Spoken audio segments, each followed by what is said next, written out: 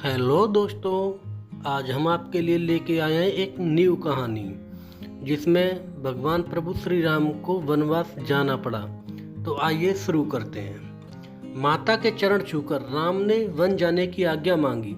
कौशल्या ने कहा, मैं तुम्हें वन जाने से रोकती हूँ।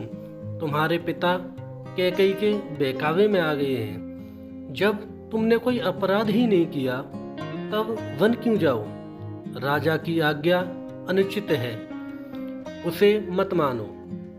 राम ने नम्रता से उत्तर दिया, माँ, पिता की आज्ञा मुझे माननी चाहिए और आपको भी माननी चाहिए।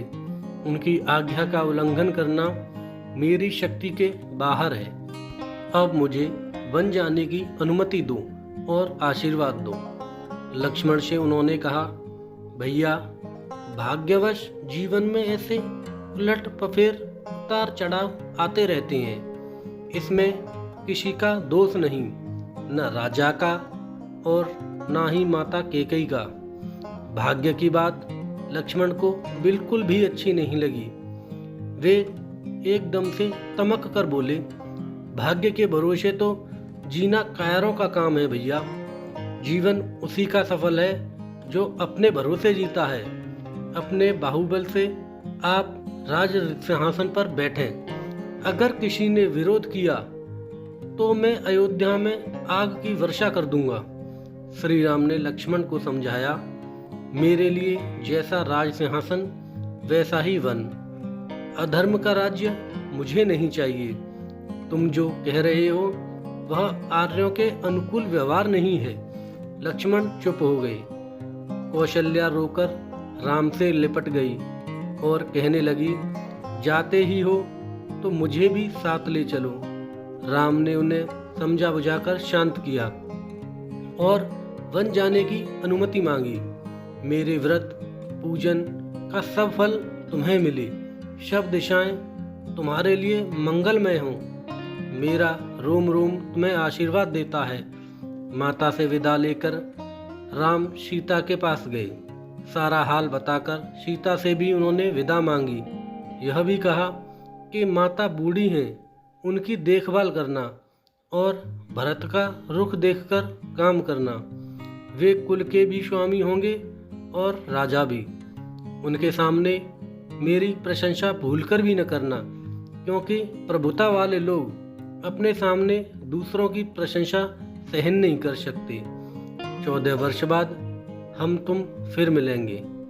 इस समाचार से सीता व्याकुल हो गईं। फिर संभलकर बोली, मुझे छाया की भांति तुम्हारे साथ रहने का पिता से आदेश मिला है। इसे तुम जानते ही हो। मैं भी वन को चलूंगी। राम ने उन्हें बहुत तरह से समझाया बुझाया। जब सीता किसी तरह न मानी तो राम ने कहा, तुरंत चलने के लिए तैयार हो जाओ।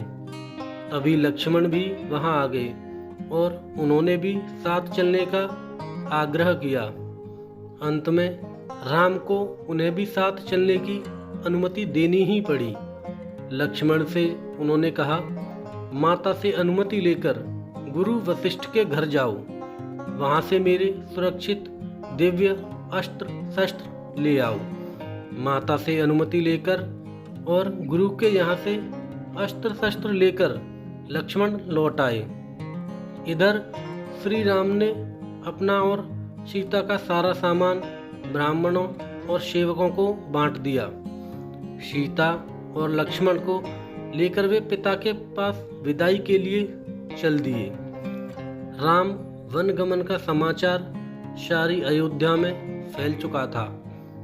राम लक्ष्मण और सीता को महल की ओर जाते देखकर सभी नगरवासी दशरथ और कैकेयी को धिक्कारने लगे। उधर राजमहल में राजा दुख से तड़प रहे थे। उन्होंने कौशल्या और सुमित्रा को अपने पास बुला लिया था। राम ने सबसे विदा मांगी। राजा ने उठने की बहुत कोशिश की, पर वे उठ नहीं पाए और गिर पड़े और मूर्छित हो गए। जब उनकी मूर्छा जगी तो राम ने विदा मांगी। और कहा, सीता और लक्ष्मण भी मेरे साथ जाने का आग्रह कर रहे हैं। हम लोगों के लिए आप शोक न करें। राजा दशरथ ने कहा, बेटा, कैकेयी ने मेरी मति हर ली है। मुझे पकड़कर बंदी घर में डाल दो और अयोध्या के राजा बन जाओ। राम ने बड़ी विनम्रता से कहा, पिताजी, मुझे राज्य लोभ बिल्कुल नहीं है। यदि मैं वन न जाऊं तो आपका वचन भी मिथ्या होगा, रघुकुल की रीत मिट जाएगी। मुझे वन जाने दीजिए। कैकेयी बीच बीच में राजा दशरथ को फटकारती जाती थी। राम को छाती से लगाकर राजा मूर्छित हो गए।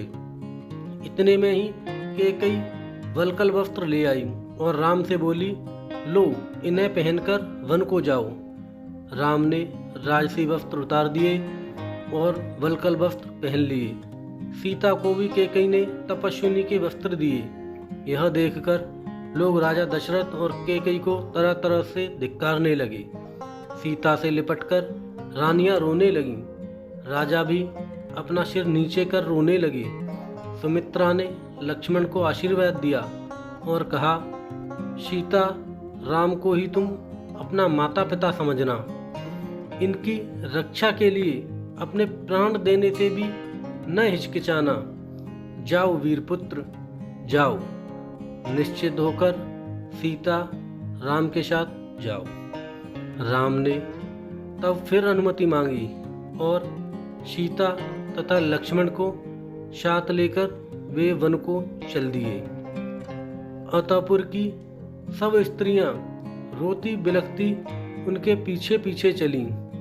नगर के द्वार पर सुमंत रथ लिए खड़े थे। राम, लक्ष्मण और सीता रथ पर चढ़ गए।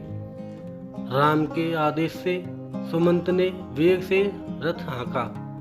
प्रजा और रानियां रथ के पीछे दौड़ने लगीं। राम, राम, मेरे राम, हा लक्ष्मण, हा सीता की पुकारें दशों दिशाओं में फैल गईं। अब राजा दशरथ को रथ की धूल भी दिखाई नहीं देती थी। राजा हताश होकर गिर पड़े। रानियां उन्हें उठाकर कौशल्या के भवन में ले गईं। राजा कभी बेसुध हो जाते और कभी राम राम कह चिल्ला उठते। सारी अयोध्या नगरी शोक सागर में डूब गई। घर, बाजार और गलियों में सन्नाटा छा गया। मनुष्यों की तो क्या, पशु पक्षियों ने भी खाना पीना छोड़ दिया। उधर नगरवासियों की एक भारी भीड़ रथ के पीछे पीछे दौड़ रही थी। समझाने बुझाने पर भी जब लोग न लौटे, तब राम लक्ष्मण भी रथ से उतरकर उनके साथ पैदल ही चलने लगे। संध्या होते होते वे तमसा नदी के किनारे पहुंचे और उन्होंने वहीं रात बिताने का निश्चय किया। सीता और राम माता पिता की याद करते हुए तृणशैया पर विश्राम करने लगे। कुछ दूर पर लक्ष्मण धनुष्मान लेकर पहरा देने लगे। सुमंत भी उनके साथ जा बैठे। थके मंदे पूर्ववासी घोर निद्रा में सो गए। पहर रात रहते ही राम उठे और सुमंत से बोले, तात, लोगों का कष्ट मुझसे नहीं देखा जाता। शीघ्र रथ तैयार करो और इस प्रकार रथ हाँको कि जगने पर लोगों को पता न लगे कि रथ किधर गया। सुमंत ने भी ऐसा ही किया। सवेरा होने पर जब लोगों की आंखें खुली तो देखा कि राजकुमार तो है ही नहीं। वे इधर उधर दौड़कर उन्हें खोजने लगे। जब कहीं पता न लगा तो निराश होकर नगर को लौट आए। तो दोस्तों, ये थी आज की कहानी कि प्रभु श्री राम वन के लिए कैसे गए और उनके साथ में क्या क्या घटनाएं घटित हुई। अगर कहानी पसंद आई हो तो चैनल को सब्सक्राइब करें, वीडियो को लाइक करें और बेल आइकन को दबाना बिल्कुल भी ना भूलें। धन्यवाद।